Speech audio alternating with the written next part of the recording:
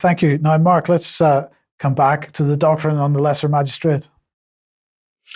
Yeah, I was glad to cover in person this past Saturday, August 12th, Matt Trewhella, who heads up that doctrine in terms of promoting its importance and its relevance. He's a pastor from Milwaukee, Wisconsin. I've talked about him before on this show.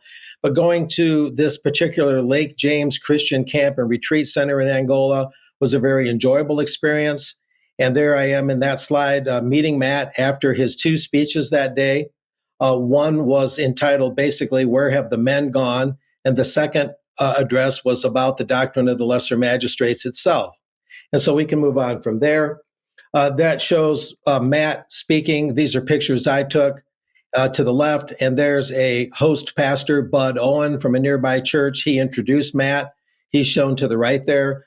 Very nice. UK Column was very warmly welcomed there. And Mr. Owen, notably, is going to be sending a link to today's show to dozens, if not hundreds, of other members of area churches.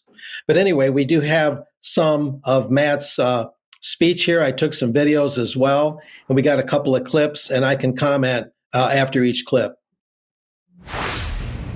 James Madison said, on the subject of an arbiter or umpire, there can be none external to the U.S. federal government more than the individual state. Our founders expected the states to interpose when evil was done by the federal beast. This has all been turned on its head now. Most of the states now function as what? Mere provinces of the federal beast.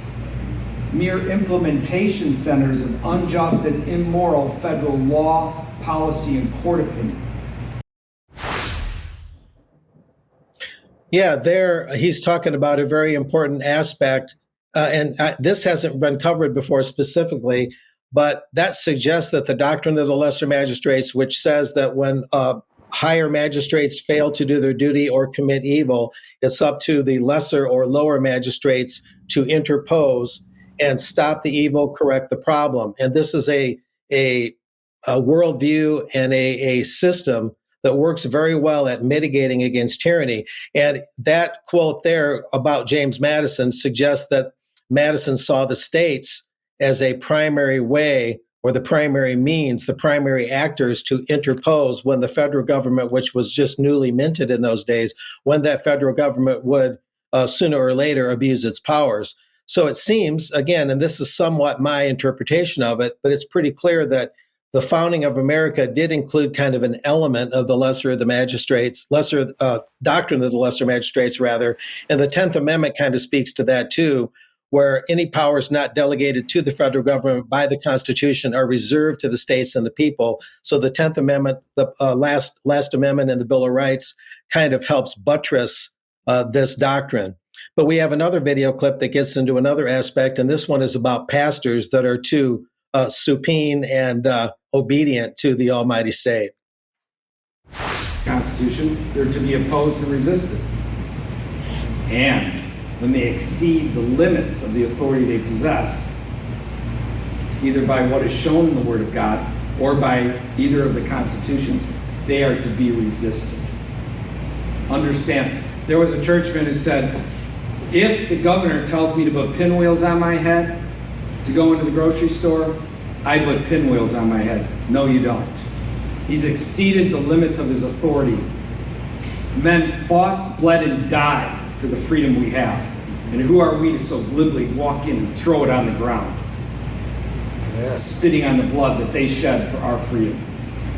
Extremely important to understand these things. And it's extremely important that we understand them with Christian thought. And that's what the doctrine of the lesser magistrate is. And there he was talking about something that he criticized quite a bit, and that's the church in general. It's important to note that an important aspect of the doctrine of the lesser magistrates is to look at government not as just civil government with legislative, judicial, and executive, but to look at civil government alongside self-government, church government, and family government. And this is a way of thinking that's almost been lost in our world society, that government isn't just civil authorities who collect taxes and have the badges and the guns. It's our families, it's ourselves in the way we conduct ourselves. and through our church and through spiritual matters, not purely material matters. This is what adds harmony and balance to society, Matt contends. And it's a pretty strong message that's resonating with more and more and more people. So Matt had a lot to say about pastors that were, you might say, goose-stepping to the COVID tune during the COVIDocracy, during the clampdown, and how the church is really, really abdicating its role to call out the abuses by civil government, et cetera, including mitigating against the abortion industry, where that was handed back to the states when Roe v. Wade was overturned. And yet many of the states are still allowing what Matt termed a widespread slaughter that's still happening. And he lamented that, as did the 100 plus attendees at the retreat that I covered. And one other item on this, maybe there's two here, but one other one is that the states that are really implementing the doctrine of the lesser magistrates include Michigan, Illinois, Ohio, and now Massachusetts. And this item here, I'll just kind of cherry pick it. Like Illinois, Michigan, and Oregon, that's another one, the state legislature and the governor of Massachusetts has introduced a bill which tramples upon the Second Amendment of the right to keep and bear arms. The bill HD 4420 is a tyrant's paradise. This is according to Matt's website, defytyrants.com. The bill is designed to turn law-abiding citizens into criminals, but the WARE, W-A-R-E, Massachusetts Police Department is interposing. They are fighting.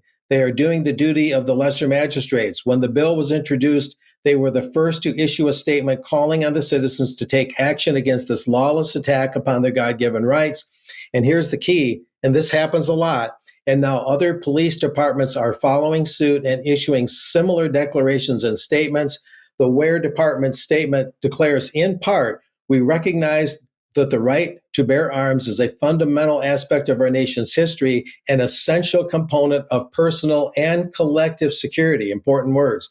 As members of the police force, we are committed to upholding the law and defending the rights of our community members.